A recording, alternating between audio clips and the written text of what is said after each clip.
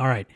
That brings us to now our co-main event in the lightweight division, where we got Hooker coming in at plus 270 and the Frenchman Benoit Saint-Denis coming in at minus 330.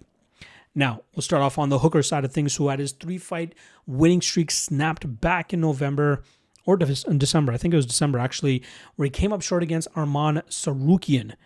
Now, Tsarukyan, we know what he does. Wrestling, takedowns, top pressure, and eventually worked to a submission position in that second round and got Hooker out of there. But Hooker, during that 3-fight winning streak, showcased some decent defensive grappling, specifically against Mateusz Gamrot.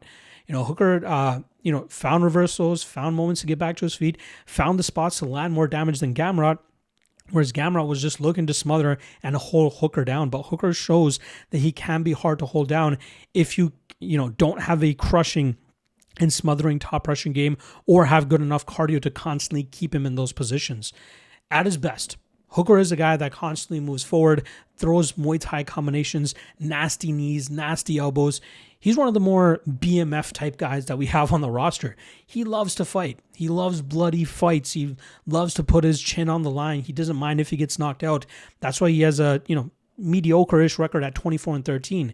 But he is a guy that will push opponents to the brink. And if they can't, take that, they're often going to falter and he's going to be able to run away with fights.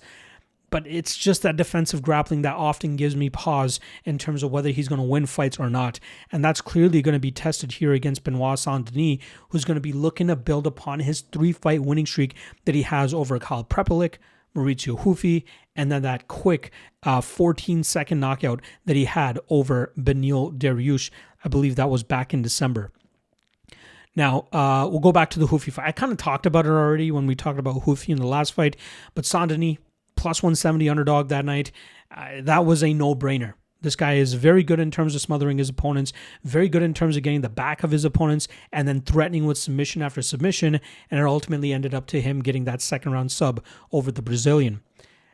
I was fading him in the fight against Dariush because I thought Dariush was just a better version of Saint-Denis. I thought his grappling was good enough to stay away from any threat that Saint-Denis would have there. I thought, technically speaking, Dariush was the better striker as well, which I still think. Saint-Denis, in terms of a striker, is just a kicker. He's kind of like Paddy Pimblett in the fact that a lot of his offensive striking comes from kicks from distance so that he can eventually mask the takedown behind it or a body lock and then get to the grappling after that. But we didn't get to see that fight play out at all because Dariush's chin is dust. It is nothing. And Saint-Denis exposed it right away as he hit him with pretty much the first shot that he landed. He put Dariush away and was able to get the win there by knockout. Saint-Denis, very talented grappler, very good finisher as well. Not often do we see his fights spill into the third round. When he's unable to get that early finish, things start to go a little bit haywire for him, as we saw in the Dustin Poirier fight. There may be that asterisk that he had staff going into that matchup as well, so that's something to take into consideration. But I really want to talk a little bit more about that Hufi fight. That was a fight where, Hufi did a decent job in terms of fighting off a lot of the early submission attempts from Saint-Denis. But seeing how Hufi was dejected and broken and demoralized, Saint-Denis was able to get to the takedowns easier in deep water and eventually work to that submission spot. Here against Hooker, it might be a little bit more difficult. Now, I think Saint-Denis can work to a position where he can get that submission within the first 2 rounds, maybe round and a half. But if Hooker shows off a good enough submission defense, he might be able to make this a little bit harder on Saint-Denis. So it's hard for me to get behind the minus 330 on Saint-Denis. What I like is the fight doesn't go to decision, which is sitting at minus 220-ish. That might obviously take some action as we get closer to fight day. So that's something I'm going to keep an eye on. But late Hooker props are kind of what I'm, liking. I think it was like plus 1,500, plus 1,800 that I'd seen on round 2 and round 3 for Hooker. I don't think Hooker will be as easy to break as Hufi was. So as long as Hooker's submission defense is good enough for the first 6 to 7 minutes and he constantly works back to his feet and puts that pressure on Saint-Denis, he might be able to replicate what Dustin Poirier was able to do. So I'm making all the points here for Hooker, but I still think Saint-Denis wins. I think he gets that submission within the first round.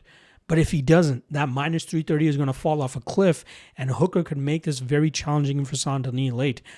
Mix in the, I don't know why I thought that Hooker had much more of a size and reach advantage. It's only like an inch or 2 inches on either metric there.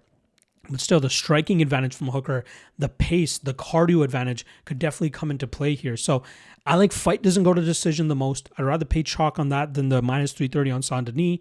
I think Saint-Denis gets the submission, but Hooker is live in this matchup to pull off the upset with his striking advantage. And if his grappling defense looks as good as it did against Mateusz Gamrot, who knows?